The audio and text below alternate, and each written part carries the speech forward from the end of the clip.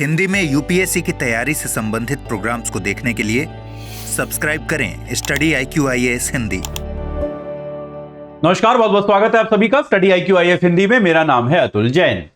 तो जैसा कि आप लोग जानते हैं, एनसीईआरटी की हमारी लेक्चर सीरीज जो है उसमें अब हम कक्षा 10 का जो हमारा दूसरा अध्याय है उसके लगभग आखिरी पड़ाव तक अब आ चुके हैं। तो आज जो है हम कोशिश करेंगे, हालांकि मुझे लगता है शायद हो जाएगा, लेकिन कोशिश करेंगे कि आज जो हमारा ये दूसरा अध्याय है जो हमारे कक्षा 11 के दूसरे चैप्टर का, ये जो दूसरा चैप्टर जो है आज हम पूरी तरह से इसको खत्म कर पाएंगे।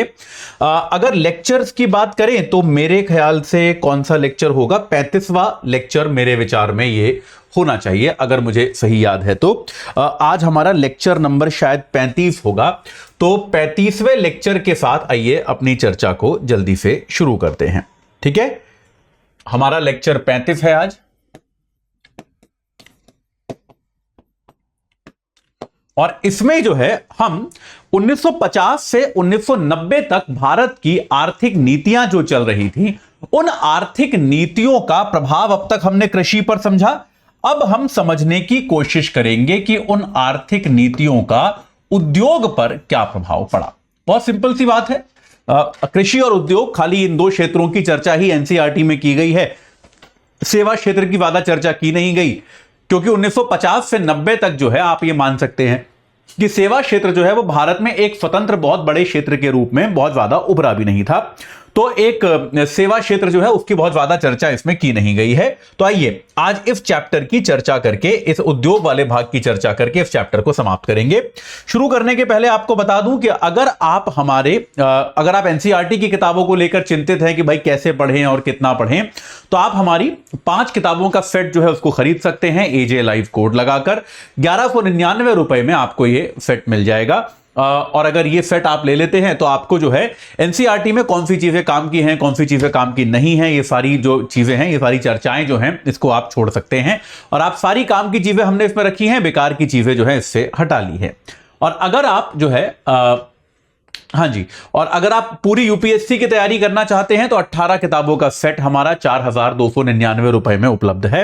आप AJ लाइव कोड लगाकर इससे भी जुड़ सकते हैं, ये बात याद रखिएगा। आपको ये सारी किताबें जो हैं मात्र 4299 की मिल जाएंगी। ये डिस्काउंटेड प्राइस है, डिस्काउंट केवल आज तक ही है।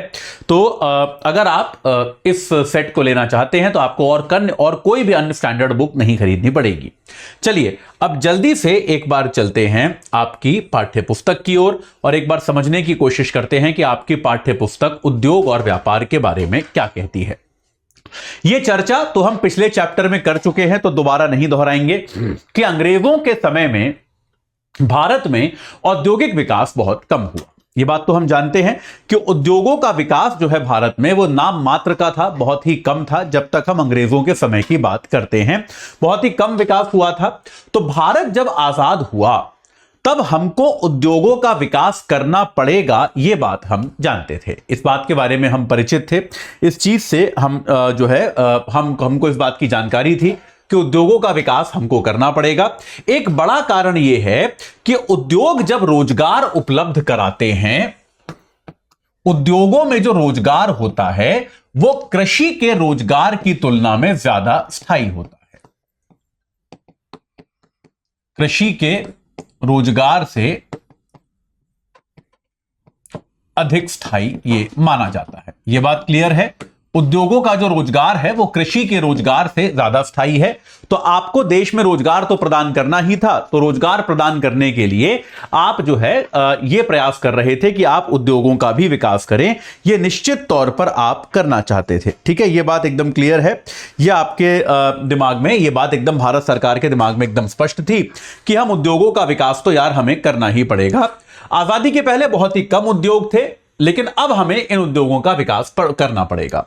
तो एक पहली बड़ी समस्या, एक पहली बड़ी दुविधा जो भारत के सामने आई वो ये थी कि औद्योगिक विकास में सरकार ज्यादा योगदान करे या फिर हम निजी क्षेत्र को ज्यादा योगदान करने दें। ठीक है, तो पहली जो बड़ी दुविधा थी उद्योगों के क्षेत्र में वो ये थी कि क्या ये उद्योग सरकारी हो या फिर ये उद्योग निजी हो। तो भारत जो है, स्वतंत्र भारत जो है, वो सरकारी उद्योगों की तरफ उसने अधिक झुकाव दिखाया। इसके अनेक कारण हैं, ये बात हम जानते हैं। अगर आप, अब तो खैर हमको ऐसा लगता है कि इंडस्ट्री बड़ी प्राइवेट चीज होती है, बड़ी निजी चीज होती है, लेकिन अगर आप आज से 40 साल 30 साल पुरानी बातें देखेंगे, मतलब 1991 के पहले का जमाना देखेंगे, तो आपको ज्यादातर कंपनियां जो मिलेंगी वो सरकारी कंपनियां मिलेंगी, जिनको पीएसयू यानी कि पब्लिक सेक्टर यूनिट कहा जाता था। तो यार ऐसा क्यों था? क्योंकि उसके अनेक कारण थे। एक तो निजी पूंजी का अभाव था। बहुत सिंपल सी देखिए एक बात जो है, इसका एक बड़ा कारण यह भी है कि भारत में भाई उद्योगपति को अगर उद्योग लगाना है तो उसके लिए उसे पूंजी तो चाहिए होगी ना। भारत में निजी पूंजीपति थे ही कितने? तो एक बड़ा कारण यह होता है कि सरकारी नीति जो थी कि हम सरकारी उद्योग भी बनाएंगे, उसके पीछे कुछ हद तक मजबूरी भी थी। और वो मजबूरी क्या थी कि यार हमको जो है निजी पूंजी हमारे यहां बहुत ही कम थी, निजी पूंजी जो है वो बहुत कम थी, उसका अभाव था।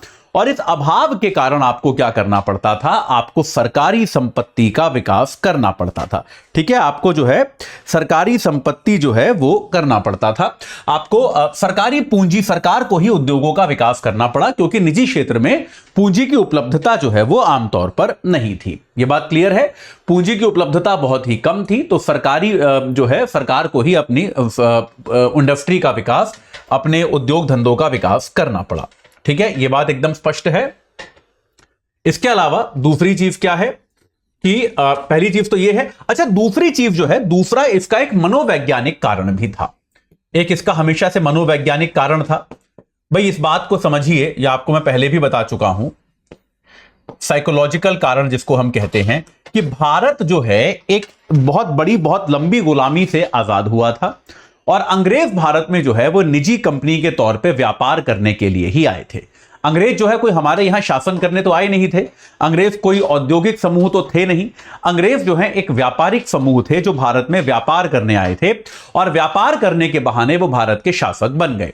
तो ऐसे में भारतीय जो एक मनोदशा थी वो इस बात को लेकर बड़ी व्यथित, बड़ी चिंतित रहती थी कि अगर अंग्रेज जो है हम पर व्यापार के नाम पर कब्जा कर सकते हैं, तो आगे आने वाले समय में कोई और पूंजीपति भी कर सकता है। तो निजी पूंजी को लेकर हमारे दिमाग में थोड़ा सा संशय था, हम उसको बहुत एक अच्छी चीज नहीं मानते थे। तो निजी पूंजी जो है उसको हम एक बहुत अच्छी परंपरा आमतौर पे नहीं मानते थे। हम ये मानते थे कि भाई निजी पूंजी जो है वो थोड़ा सा एक समस्याप्रद चीज है, उसकी आवश्यकता हमको बहुत ज्यादा नहीं है। उसके बिना उसके बिना हम क्या कर सकते हैं, बहुत तरह का विकास हम जो है कर सकते हैं। ठीक है, तो सरकार ने यह तय किया द्वितीय पंचवर्षीय योजना आते आते कि बड़े और भारी उद्योगों का नियंत्रण जो है सरकार अपने पास रखेगी और निजी क्षेत्र को भी अलाउ करेगी, जिसको हम कहते हैं ना, भारत ने क्या अपनाया? भारत ने एक मिश्रित मॉडल अपनाया। और ये मिश्रित मॉडल में क्या था कि सरकार भी रहेगी, सरकार भी अपना काम करेगी, और सरकार भी उद्योग धंधे लगाएगी, निजी क्षेत्र भी उद्योग धंधे लगाएगा, और इसमें जो है दोनों लोग मिलजुल कर काम करेंगे, और सरकार के पास ज्यादा नियंत्रण रहेगा। नियंत्रण की शक्ति जो है वो आमतौर पे सरकार अपने पास रखेगी, आधिपत्य दबदबा जो है वो सरकार अपना बनाकर रखेगी। तो इसके आधार पर औद्योगिक नीति प्रस्ताव 1956 लाया गया। भारत का 1956 में भारत की औद्योगिक नीति बनाई गई। औद्योगिक नीति प्रस्ताव 1956 लाया गया, और यह कहते हैं कि 1956 के इस प्रस्ताव से ही भारत में एक तरह से समाजवादी नियोजन शुरू हो गया। सोशलिस्ट जो प्लानिंग होती है, जो हमने यूएसएसआर से प्रेरित होकर करी, इसको हम समाजवादी नियोजन की शुरुआत मानते हैं कि किस तरह से भारत में उद्योगों का विकास होगा। उद्योगों के विकास के लिए भारत किस तरह से एक जो सोशलिस्ट देशों का, समाजवादी देशों का मॉडल होता है उसको फॉलो करेगा। उस तरीके से ही जो है हमने इस पूरी प्रक्रिया को शुरू करना जो है प्रारंभ कर दिया। तो ये एक चीज जो है हमने शुरू की कि भाई आप जो है समाजवादी नियोजन का प्रारंभ करेंगे, ये बात स्पष्ट हो गई। द्वितीय पंचवर्षीय योजना में हमने क्या किया? समाजवादी स्वरूप को आधार बनाकर यहां पे तैयारी शुरू की। तो उद्योगों के हमने 3 वर्ग बनाए। पहला वर्ग जिस पे सरकार का अनन्य स्वामित्व था, यानी कि केवल सरकार कर सकती है, दूसरा कोई कर ही नहीं सकता। पहला वर्ग वो, दूसरे में जिसमें दोनों मिलकर काम करेंगे लेकिन नई इकाई की शुरुआत राज्य करेगा, और तीसरा वो जो निजी क्षेत्र काम कर सकता है। ठीक है, तो इसमें क्या किया गया, 3 वर्ग बनाए गए, उद्योग धंधों के 3 वर्ग बनाए गए। पहला वर्ग वो जो पूरी तरह से जिसमें सरकारी एकाधिकार होगा, कि भाई ऐसे उद्योग जिनमें केवल सरकार ही काम करेगी, सरकार के अलावा प्राइवेट सेक्टर काम नहीं कर सकता, ये वो वाले क्षेत्र है। ठीक है, ये वो वाले क्षेत्रक थे। तो पहला हो गया सरकारी एकाधिकार वाला क्षेत्रक, कि भाई इस क्षेत्रक में और कोई जो है काम नहीं करेगा, केवल सरकार ही काम करेगी, प्राइवेट सेक्टर को अनुमति ही नहीं है। दूसरा क्षेत्रक वो बनाया गया जिसमें दोनों मिलकर काम करेंगे, प्राइवेट सेक्टर और सरकार जो है वो मिलकर काम करेंगे। और तीसरा सेक्टर जो है वो किया गया जिसमें निजी क्षेत्र को स्वतंत्र रूप से काम करने की अनुमति होगी। निजी क्षेत्र यहां पर स्वतंत्र होगा, लेकिन इवन तीसरे क्षेत्रक में भी याद रखिए, कहने को तीसरा क्षेत्रक निजी क्षेत्र का क्षेत्रक था, निजी प्राइवेट सेक्टर का क्षेत्रक था, लेकिन यहां पर भी लाइसेंस राज रखा गया। लाइसेंस राज का मतलब क्या है कि अगर मान लीजिए कि अगर इस तीसरे क्षेत्रक में भी मुझे आज एक कंपनी शुरू करनी है, तो उद्योग शुरू करने के पहले मेरे को सरकार से अनुमति लेनी पड़ेगी, मेरे को सरकार से लाइसेंस लेना पड़ेगा, यह बाध्यता मेरे ऊपर लगा दी गई। तो एक तरीके से यह बाध्यता जो है लोगों पर लगाई गई, उद्योग धंधों पर लगाई गई। तो इस तरह से लगभग यह किया कि भारत का जो औद्योगिक क्षेत्र था वो बहुत ज्यादा मजबूती से सरकार की पकड़ में था, सरकार की मुट्ठी में था। देखिए, जो जहां पे सरकार का एकाधिकार है वहां तो सरकार ही काम करेगी, प्राइवेट सेक्टर काम कर ही नहीं सकता। दूसरे क्षेत्र ऐसे हैं वहां पर सरकार और प्राइवेट सेक्टर मिलके इंडस्ट्री स्थापित कर सकते हैं, लेकिन शुरू करने का अधिकार सरकार के पास है। तीसरा वो क्षेत्रक है जहां पर प्राइवेट सेक्टर लगाने को तो इंडस्ट्री लगा सकता है, लेकिन यहां पर भी उसको सरकार से पहले लाइसेंस लेना पड़ेगा। यानी कि इतना स्वतंत्र नहीं है कि आप आज उठे और आपने इंडस्ट्री लगानी शुरू कर दी, नहीं, आपको पहले सरकार से लाइसेंस लेना पड़ेगा। तो इस तरीके से उद्योग धंधे में आप ये देख सकते हैं कि बहुत ज्यादा नियंत्रण जो है वो सरकार ने अपने पास रखा, पूरा पूरा सरकारी नियंत्रण आप इसको मान सकते हैं। ठीक है, अच्छा, सवाल ये आता है, अगर सरकार निजी क्षेत्र जो है को उसको तीसरे वर्ग में अलाउ कर रही थी, तो लाइसेंस क्यों लगाए गए भाई? लाइसेंस क्यों बनाया गया फिर? तो सरकार का इसमें तर्क यह था कि अगर हम लाइसेंस राज ना रखें तो उद्योग धंधों का जहां मन होगा वो तो वहां सेट होंगे, जबकि हम क्या चाहते हैं कि देश का जो विकास है वो एक रूप तरीके से हो। तो हम क्या करते थे कि जहां जहां सरकार की प्राथमिकता होती थी वहां वहां लाइसेंस आसानी से मिलते थे। प्राथमिकता वाले क्षेत्रों को सरल लाइसेंस।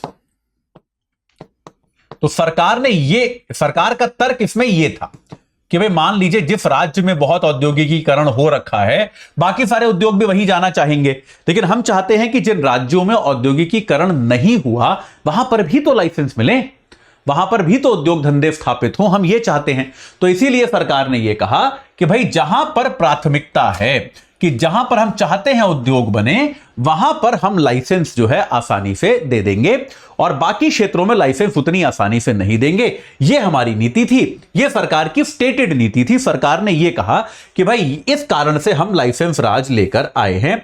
लाइसेंस राज का हमारा प्रमुख कारण जो है वो यह है कि हम जो है अलग अलग क्षेत्रों को इस प्रकार से करना चाहते हैं। ठीक है, इसके अलावा भाई जैसे मान लीजिए आपने किसी पिछले क्षेत्र में उद्योग लगाया तो आपको तमाम तरह की सुविधाएं, तमाम तरह की फैसिलिटीज मिलती थी, आपको टैक्स कम दिया जाता था, है ना, आपको बिजली सस्ती कर दी वगैरह वगैरह, इस तरह के लाभ भी दिए जाते थे। ठीक है, यह बात क्लियर हो गई। अब यह आपको जो है हाँ जी, वर्तमान उद्योग को भी उत्पादन बढ़ाने या विविध प्रकार के उत्पादन करने के लिए लाइसेंस प्राप्त करना होता था। तो जैसे मान लीजिए आपने एक उद्योग लगाया जिसमें आप कपड़ा बनाते हो, कपड़ा बनाने के साथ साथ आपको लगा कि यार मैं जूते भी बना सकता हूं। भाई मशीनें काफी हद तक सेम होती हैं, तकनीक भी ज्यादा अलग नहीं होती। आपने जूते बनाने की भी फैक्ट्री लगाने की सोची, उसी फैक्ट्री में आपने सोचा कि यार जूते भी बना लेंगे, अपना उद्योग बढ़ जाएगा। लेकिन वो भी आप ऐसे नहीं कर सकते थे।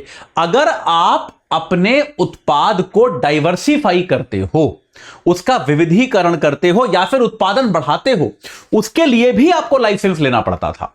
यानी कि जबरदस्त कंट्रोल जो है सरकार का इस पूरी प्रक्रिया पर रहता था। अगर आप उत्पादन को बढ़ा रहे हो या उसको डाइवर्सिफाई करने की कोशिश कर रहे हो तो भी आपको जो है इन चीजों का आपको लाइसेंस लेना पड़ता था। यह बात क्लियर है? ठीक है। उत्पादन बढ़ाने का लाइसेंस सरकार केवल तब देती थी जब उसको लगता था कि अर्थव्यवस्था में बड़ी मात्रा में वस्तुओं की आवश्यकता है। देखिए, आजकल की हमारी आर्थिक सोच क्या है? हम ये मानते हैं कि अर्थव्यवस्था एक स्वतंत्र निर्णय लेने में सक्षम है, कि अर्थव्यवस्था जो है वो अपने लिए खुद तय कर सकती है कि उसे क्या चाहिए, क्या नहीं चाहिए, क्या करना है और क्या नहीं करना, यह अर्थव्यवस्था अपने आप तय कर सकती है। वो समय ऐसा नहीं था। उस समय सरकार एक तरह से अर्थव्यवस्था के अभिभावक की तरह काम करती थी और सरकार ये जो है सोचती थी या मानती थी बहुत गहराई से कि हमको पता है कि देश को क्या चाहिए, किस उत्पाद की देश को आवश्यकता है, ये हम तय करेंगे। तो आपको जो है भाई, अगर सरकार को लगेगा कि उस उत्पाद की आवश्यकता है, सरकार केवल तभी आपको लाइसेंस देगी। तो उत्पादन बढ़ाने या फिर विविधीकरण के लिए इसके लिए भी आपको लाइसेंस चाहिए होता था। ठीक है, इसके लिए भी आपको लाइसेंस चाहिए था और सरकार को अगर लगेगा कि उत्पादन बढ़ाना चाहिए तभी आपको लाइसेंस देगी, वरना नहीं देगी। तो एक बड़ा कठोर नियंत्रण जो है सरकार सारे उद्योग धंधों पर रखती थी। अब आता है लघु उद्योग। तो भाई 1955 में ग्राम और लघु उद्योग समिति बनी, जिसे करवे समिति कहा जाता था। भाई छोटे उद्योग जो हैं, लघु उद्योग जो हैं, इसके लिए करवे समिति बनी और करवे समिति का यह कहना था कि भाई देखो, देश में अगर आपको जगह जगह उद्योग लगाने हैं और आपको उद्योगों से ज्यादा रोजगार देना है तो आपको लघु उद्योगों की स्थापना करनी पड़ेगी। देखो, बड़े उद्योग आप कितने लगा पाओगे उसकी तो एक सीमा है। भाई अगर मैं इसका हमेशा अपने P2I बैच में एग्जांपल देता हूं कि अगर आप अपने एक शहर में निकलें तो बहुत बड़ी इंडस्ट्री तो आपके भाई कुछ ही शहरों में है देश में, हर जगह तो है नहीं। लेकिन छोटे छोटे लघु उद्योग, छोटे मोटे कारखाने तो मैं दावे के साथ कह सकता हूं कि जितने भी लोग इस क्लास को देख रहे हैं, आप अपने घर से निकलिए, 2 किलोमीटर 3 किलोमीटर जाके देखिए, कहीं ना कहीं आपको छोटे कारखाने जरूर दिख जाएंगे। तो लघु उद्योग तो बहुत बड़ी संख्या में है, लघु उद्योग बहुत बड़ी संख्या में रोजगार भी देते हैं, ये सारी चीजें लघु उद्योग करते हैं। तो करवे समिति ने क्या कहा कि भाई लघु उद्योगों का विकास जो है यह आवश्यक है, लघु उद्योगों का विकास जो है यह अनिवार्य है, ये इन्होंने कहा। और करवे समिति ने भाई इसकी अनुशंसा भी की। अब इसकी परिभाषा क्या होती है कि भाई कितना पैसा उसमें निवेश होता है, इसके आधार पर लघु उद्योग तय होता है। जैसे 1950 में वो 5 लाख थी, अब शायद वो 1 करोड़ है। तो भाई कितना पैसा उसमें निवेश है, ये आपका इसके आधार पर लघु उद्योग जो है वो तय होता था। ठीक है, तो अब क्या है, देखो लघु उद्योग को सरकार बढ़ावा देना चाहती थी। इसका कारण क्या था कि सरकार का एक लॉजिक क्या था कि भौगोलिक तौर पे भी जगह जगह उद्योग लगे, है ना। एक बड़ा कारण यह था, एक तो लघु उद्योग के साथ फायदा क्या था, रोजगार बढ़ेगा, ये श्रम प्रधान थे, रोजगार बढ़ेगा, ये एक बड़ा फायदा था। दूसरा फायदा क्या था, इनका भौगोलिक विस्तार बहुत ज्यादा होगा, इसमें कोई संदेह नहीं है ना। लघु उद्योगों का भौगोलिक विस्तार जो है वो काफी ज्यादा होगा, इसमें कोई संदेह नहीं है, ये बात स्पष्ट है। तो ये सारी चीजें तो एकदम क्लियर हैं। तो इसके लिए सरकार बढ़ावा देना चाहती थी। लेकिन लॉजिकल बात यार ये है कि लघु उद्योग जो है वो एक बड़े उद्योग से कंपटीशन कर सकता है क्या? भाई लघु उद्योग में छोटा सामान बनेगा, कम सामान बनेगा, उसकी लागत ज्यादा होगी। बड़ा उद्योग जो है यार वो तो मास स्केल पे चीजें बनाता है। भाई आप सिंपल सी बात देखो ना यार कि अगर कोई एक व्यक्ति, अगर मान लो मैं ये पेन बनाता हूं, मैं ऐसे महीने के 10 पेन बनाता हूं, भाई दूसरी एक फैक्ट्री है जो महीने के 10,000 पेन बना रही है, तो यार नेचुरली मेरी प्रति पेन जो लागत आएगी वो कहीं ज्यादा आएगी उसकी तुलना में प्रति पेन, क्योंकि मैं छोटा उद्योग हूं, वो बहुत बड़ा उद्योग है यार, लॉजिकल बात है। ठीक है, तो इस कारण से क्या हुआ, लघु उद्योगों के बारे में यह माना गया कि ये बड़े उद्योगों के आगे टिक नहीं पाएंगे, बड़े उद्योगों से प्रतिस्पर्धा जो है वो प्रतिस्पर्धा इनके लिए संभव नहीं होगी। ठीक है, बड़े उद्योगों से प्रतिस्पर्धा ये कर नहीं पाएंगे, तो सरकारें इनको संरक्षण देना चाहती थी कि बड़े उद्योगों से जो है ये प्रतिस्पर्धा ना कर पाएं। इसके लिए सरकारें चाहती थी कि इनको हम संरक्षित दें, इनको हम संरक्षित रखें, इनको हम किसी ना किसी तरह का संरक्षण प्रदान करें। ठीक है, ये बात क्लियर है। चलिए अब इसको संरक्षण, अब हाँ ठीक है, ये बात क्लियर हो गई। तो सरकारें क्या करती थी, बहुत तरह की चीजें, कई सारे उत्पाद जो होते थे वो लघु उद्योगों के लिए रिजर्व कर देती थी। तो इसके लिए सरकार क्या कर देती थी, बहुत तरह के उत्पाद जो हैं वो लघु उद्योगों के लिए आरक्षित हो जाते थे कि भाई कोई उत्पाद ऐसा हो गया कि ये केवल लघु उद्योग बना सकता है, बड़ा उद्योग उस उत्पाद को बना ही नहीं सकता, ये अनुमति ही नहीं मिलेगी, आपको लाइसेंस ही नहीं मिलेगा। तो इस तरीके से जो है बड़े उद्योगों के जमाने में बड़े उद्योगों की से प्रतिस्पर्धा से लघु उद्योगों को बचाने की कोशिश की जाती थी। क्लियर हो गया, आपने एक पूरा फील्ड जो है बुक कर दिया कि यहां तो केवल लघु उद्योग ही बनेगा। व्यापार नीति की बात करें तो यार हम क्या चाहते थे, बेसिकली हम आयात प्रतिस्थापन चाहते थे। कि हम क्या चाहते थे, ये क्या हुआ, हां हम ये चाहते थे कि भाई हमारी जो योजनाएं हैं उनमें हम वो चीजें बनाएं कि हमको आयात कम से कम करना पड़े। अगर आप व्यापार नीति की बात करें तो हम क्या चाहते थे, व्यापार के मामले में, व्यापार नीति में हमारी नीति क्या थी, व्यापार नीति में हमारी नीति थी आयात के प्रतिस्थापन की।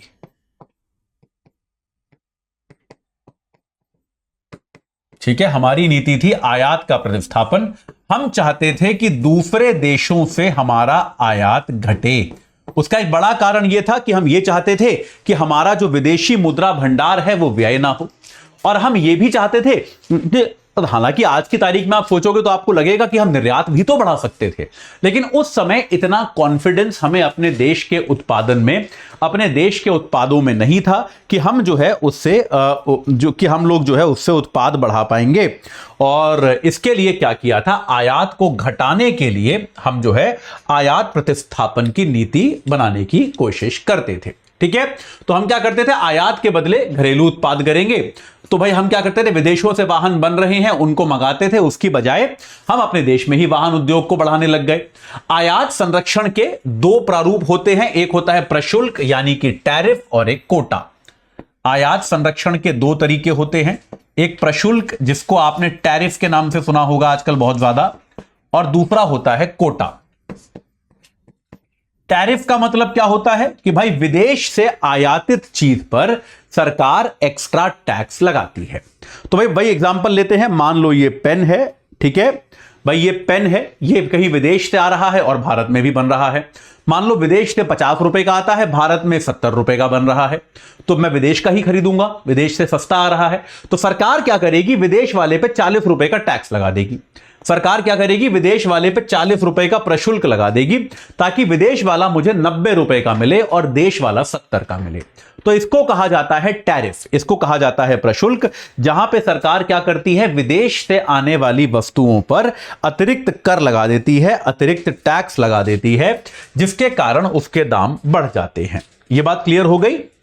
आइए आपकी पुस्तक क्या बताती है देखते हैं। हां जी, यही है, कोटा में वस्तुओं की मात्रा निर्दिष्ट होती है जिसे आयात किया जा सकता है। कोटा में क्या होता है, मात्रा एक स्थिर कर दी जाती है कि मात्रा पर प्रतिबंध लगा दिया जाता है।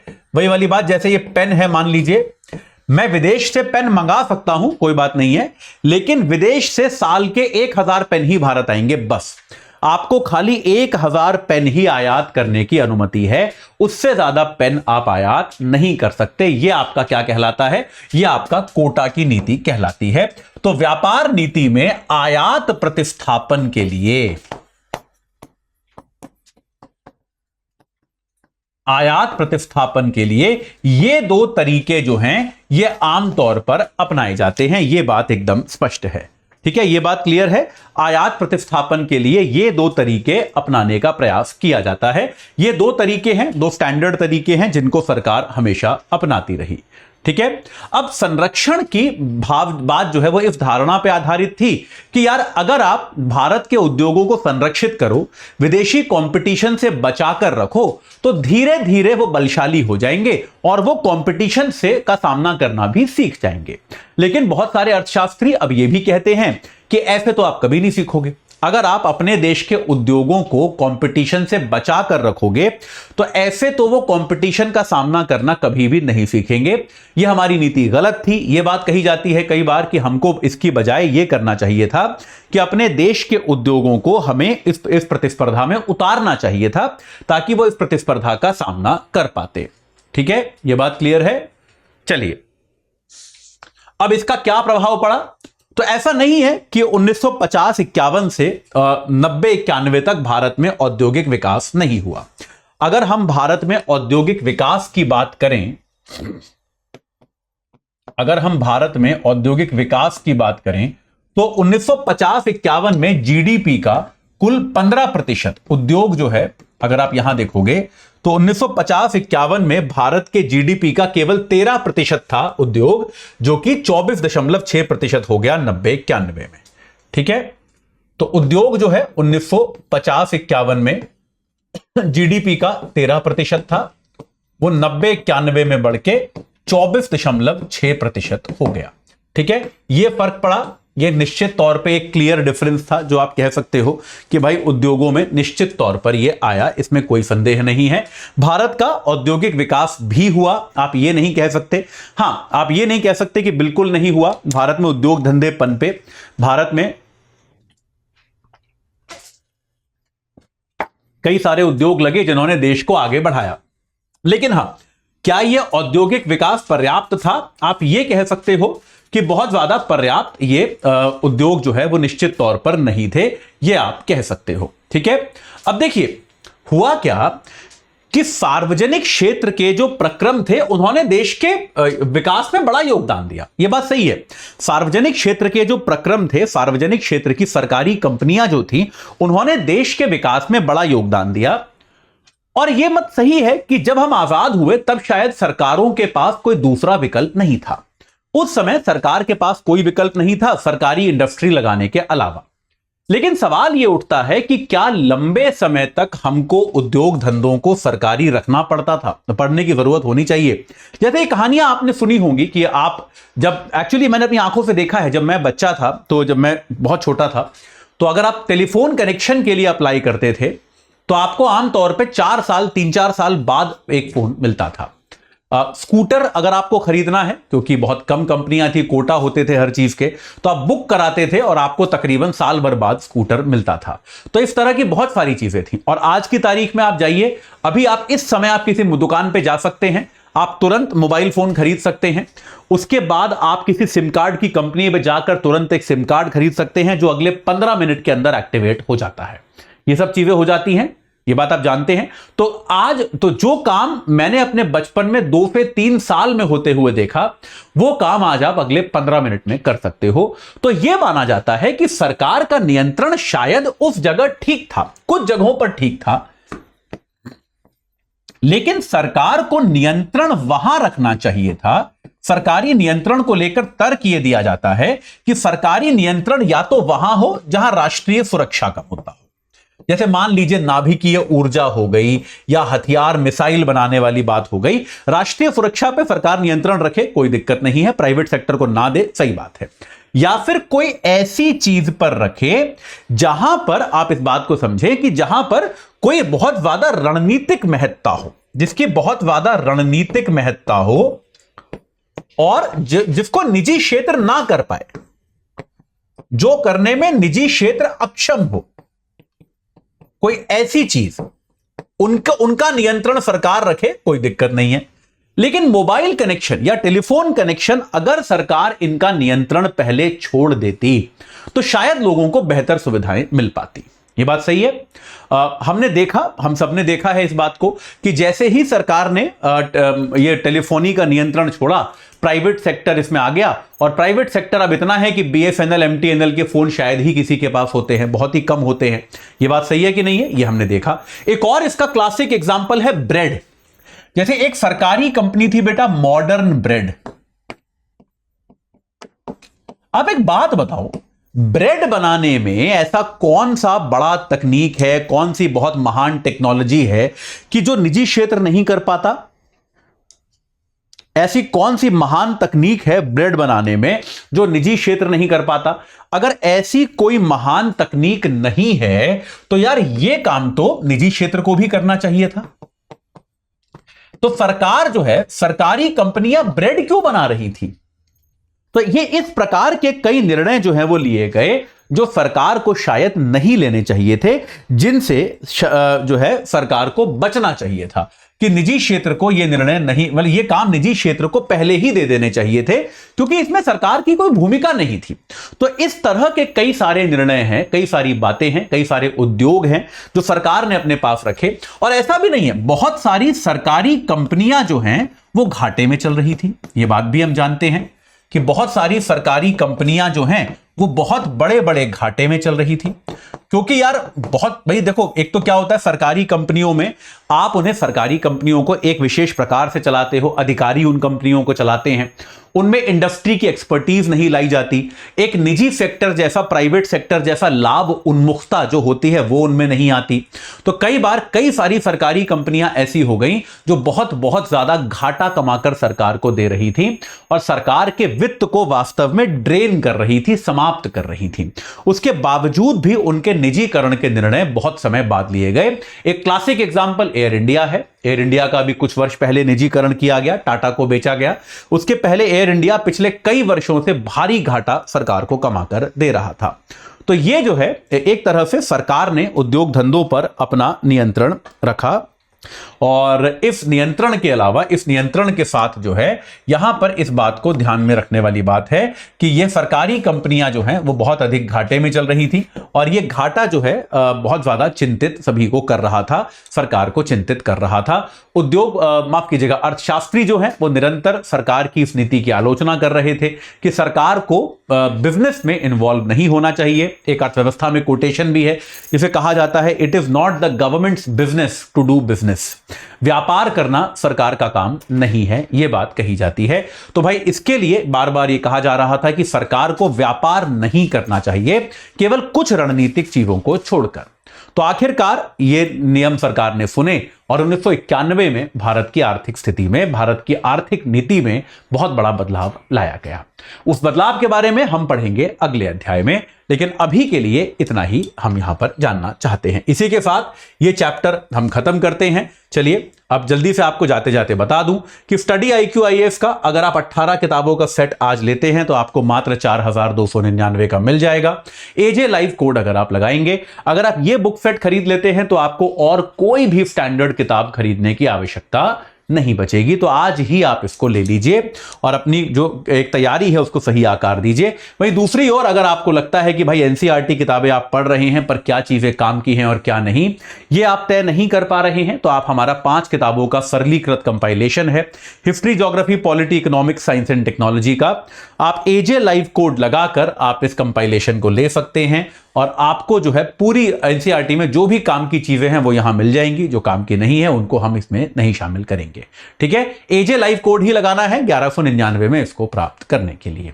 चलिए, तो इस चर्चा से जुड़ने के लिए आप सभी का बहुत बहुत धन्यवाद। हिंदी में UPSC की तैयारी से संबंधित प्रोग्राम्स को देखने के लिए सब्सक्राइब करें स्टडी IQ IAS हिंदी।